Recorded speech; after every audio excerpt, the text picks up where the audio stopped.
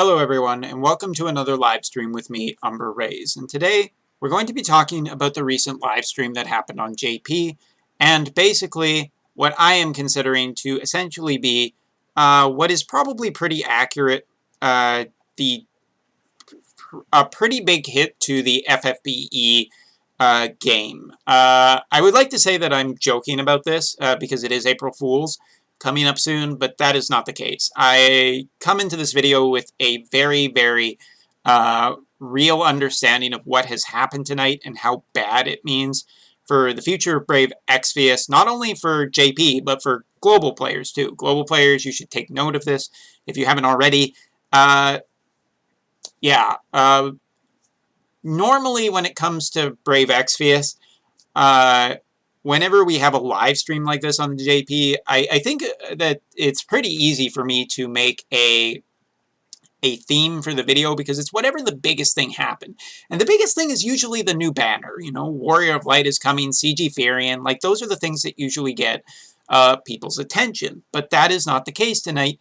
Tonight is really about the death of the UoC, or pretty close to the death of the UoC, I should say. Because the UoC is still usable, but tonight we found out that essentially the UoC took a big hit on value. Normally the UoC, for those of you who don't know what a UoC is, and I guess, you know, there's a few of you out there, maybe, who are just starting the game, so I'll just talk about it. A UoC, if you have 10 of these tickets, you can basically choose any character you want. However, that is not always the case, as you know, when it comes directly to it, recently on the JP side, there have been things called summon festivals. Summon festivals have higher summon rates. Basically, they go up to about 5. It takes the rainbow rate from about 3% to about 5%. So, you know, in theory, it makes it easier for to get characters. They also reduce the number of units that are in the summon pool, and it also contains some of the more powerful characters, such as recently CG Rain and CG Dark Vina, two both very powerful top-tier characters on JP. But the most important thing to remember about summon festivals is that you cannot UoC those characters. Those characters are out of the UoC pool and are not to be added to the UoC pool at the current time of this recording. Basically, it is under the common understanding in JP that these units are not in the UoC pool, not even after their banner, not ever, kind of thing. And if Alum decides to change this after this video, then that is obviously something entirely different. But for those who want to know, it is basically a way of making people spend money to get resources to pull units, which I guess is kind of fine, but it's kind of dickish that they've started to put CG story-based characters, and that was a big thing that I was incredibly pissed off about earlier in this year when the first one was announced, the CG Dark Vina, because it is a really shitty thing to put, you know, the story characters behind a giant paywall when there's no reason to do that, as they're not limited time, there's nothing under contractual obligation. Well, tonight we found out that there is a much bigger blow coming to Brave Exvius, not only for now, but the future, as Final Fantasy III is going to be our Mog King event for the month of April. But the thing that is interesting about this is the fact that while it will follow a similar structure, there wasn't anything talked about event points, so it's probably going to be as overly grindy as last month's was. These units will be Summon Festival units, or at least CG Onion Knight will be a Summon Fest only character. The real problem with this is that it means that you cannot UoC him. Other CG protagonists you have been able to UoC, but all of a sudden, Alum has decided to flip the switch and say, no, no more. And again, while the rainbow rate will go up for you know, just this banner for going up from 3% to 5%, the problem is that everything about this month feels way worse than Final Fantasy I. Hein is also a character who will be in the pool. What's the problem with Hein being in the pool? Last night, Warrior of Light was the only rainbow in the pool. Obviously, easier to get them when you don't have something that is splitting it up.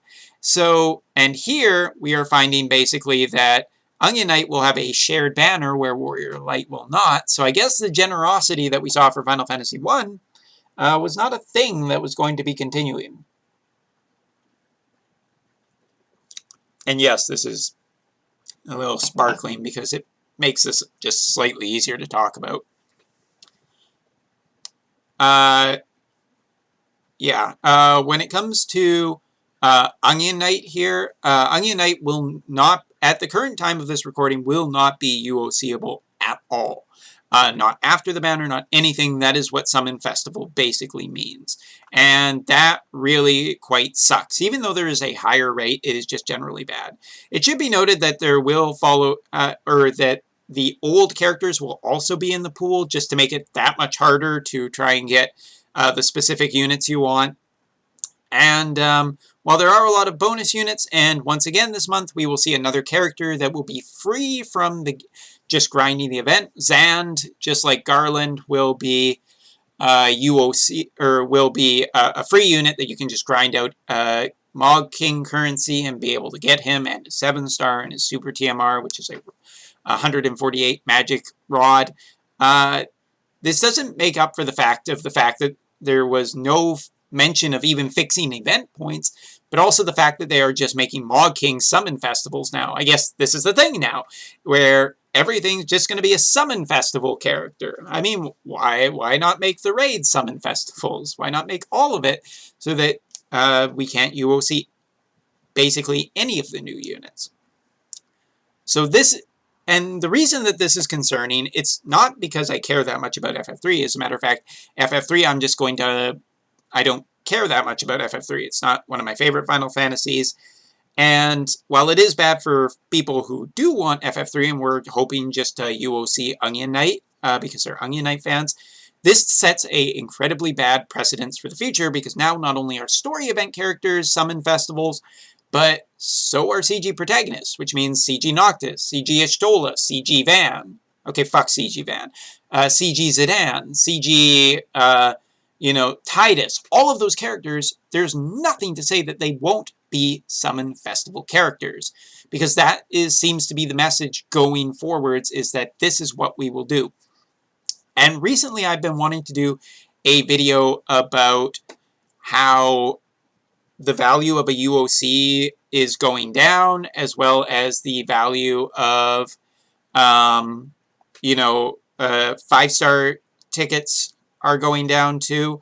But this is the point where this will be I feel like a significant amount of people who are incredibly pissed off about this, because this is just really, really bad. Now we are not only not able to UoC story characters, we are also not able to UoC protagonists, and that is absolute garbage, and it sets a really worrying trend for the future.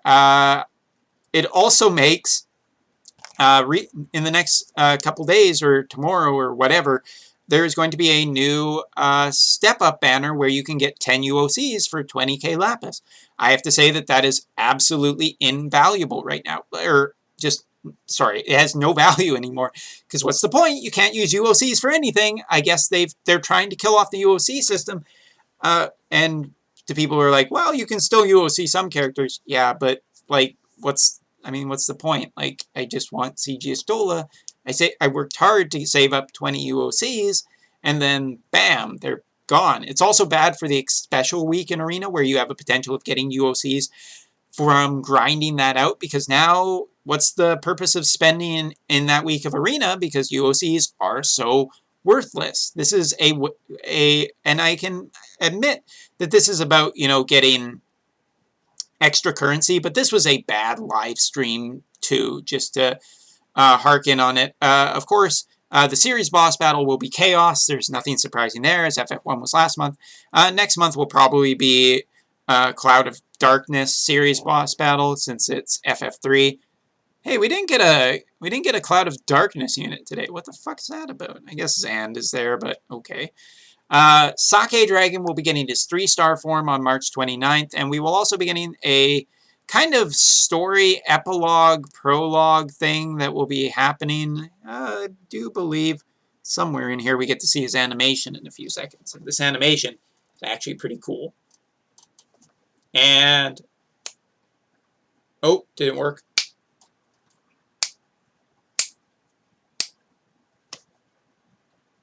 It would have been really impressive if it had worked. But, oh, there it is. So, Sake Dragon getting a 3-star is really cool. I love this dragon. I'm really happy about it. So there wasn't all doom and gloom. I think Chaos Fight will be fun as a series boss battle, especially because Warrior of Light and Garland are both really pretty damn good. So Warrior of Light being especially pretty damn good. So there is some good things that came out of this live stream. The story event looks to be just an epilogue. Season 3, we kind of found out will be starting in May. Which is pretty good, skipping spoilers. There's also going to be a cross event with the Square Enix Cafe. And the only reason that I bring this up, besides taking a look at the menu, which is kind of cool, seeing some Final Fantasy Brave Exvius themed stuff, is not the merchandise, because there is a lot of merchandise that you can buy. That was kind of the theme of this entire live stream. Where is it? Like, there was a lot on merchandise. Ah, here we are. Say hello to Cafe Maid Charlotte, a unit that you can only get by going to the cafe and spending, I think it's at least 2,500 yen. I think that's what you need to spend to get her. She seems to be a support bonus unit, so there you go. The only other thing to note was that there was some news about basically Season 3. About the time Season 3 starts, a new version of Fina was strongly hinted will be Blue Mage will be added to the game. So it does seem like Blue Mages are coming to the game, but in what facet, we don't really know. Earlier, it was said by Alum that it is impossible to do an actual Blue Mage system, so I wouldn't get your hopes up too high that this is going to be some amazing thing that is going to be revolutionary. It could be really good. It could just be whatever. It could be pretty mediocre, so that is something to remember. We also got wait for it, a roadmap basically to the next 3 months where they are going to be doing a lot to revamp events such as raids as well as story events, and the tower event will be coming back basically this month with some more interesting rewards. It seems that tower events will have specific units that come with them, and you will be able to get rewards such as more than just pots now, but a unit as well as awakening for them. So basically like the Mog King. So that's kind of the tower event redoing that is being done. But the big thing here is, I think, this. I really think that this is the big thing. And I think global players, you really need to pay attention, because if you don't actually do something about this, I'm pretty sure that just empty that bottle. Makes the tears less bitter. That's good champagne, by the way.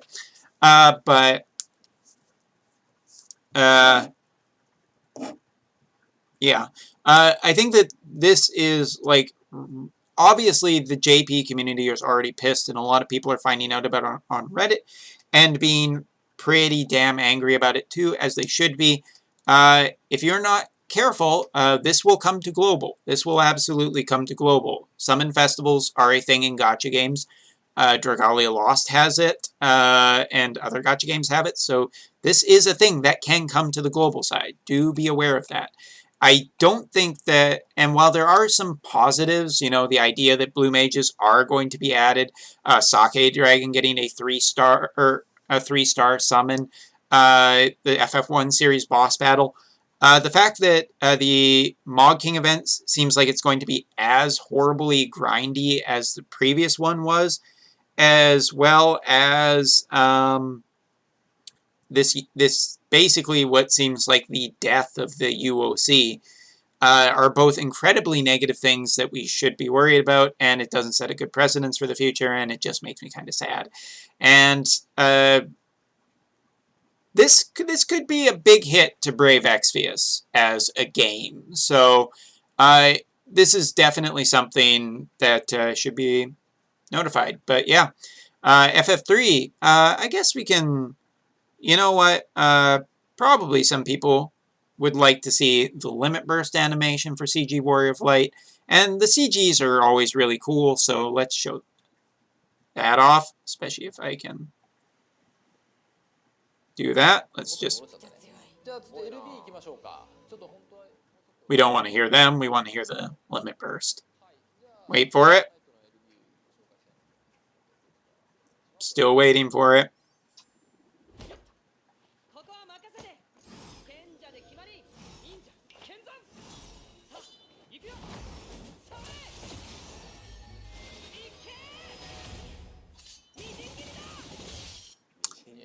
I also, so if you're wondering where the CG protagonist designs are coming from, basically Dissidia, 100% Dissidia now. I'm a little disappointed also that Warrior of Light, or sorry, Onion Knight is not in his Sage form or in his Ninja form. Could have done something maybe different with those units, but instead I feel like we're just going to get another DPS that is true dual wield, I guess, but they're going to have to come up with, I guess, a new unit that is, you know, a different unit. Like, is just probably going to be not as good as Chair Reign. So, yeah. Something to be worried about. Not happy about this in general. Still some positives from the live stream, but for anybody who's been, who is hoping to UoC characters into the future, such as CG Noctis or CG Zidane, those hopes might be dying quite hard. I guess we'll see what the fan or the community reaction is, and whether or not it gets fixed for the following month. But for now, FF3, this is no April Fool's joke. I'm sorry to report this to all of you guys. Anyway, tell me your feelings about this in the comments below. Try and keep the swears to a minimum. And I'll see you all in the next video, hopefully when I'll have some better news to report for all of you. Thank you for watching. See you next time.